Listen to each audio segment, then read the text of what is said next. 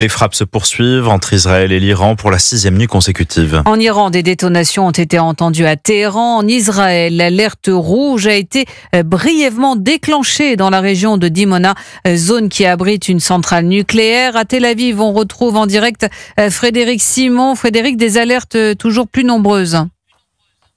En effet, il y a eu cette alerte dans le sud du pays, effectivement dans la région de Dimona, c'est là que se trouverait une centrale nucléaire, et puis 2 salves de missiles ont été lancées au cours de la nuit vers le centre du pays, sans faire de blessés, presque coup sur coup d'ailleurs, un peu plus d'une demi-heure seulement séparant les 2 tirs qui vont déclencher l'alarme dans le nord donc et le centre du pays.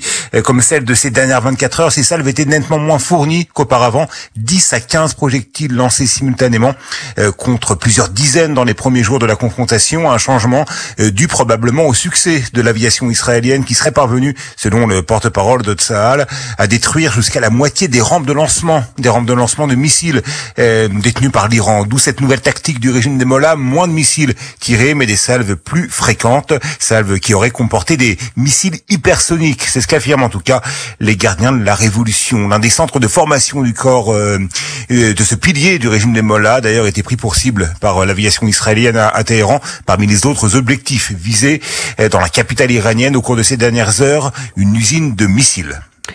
C'est Frédéric Simon en direct de Tel Aviv pour Europe 1.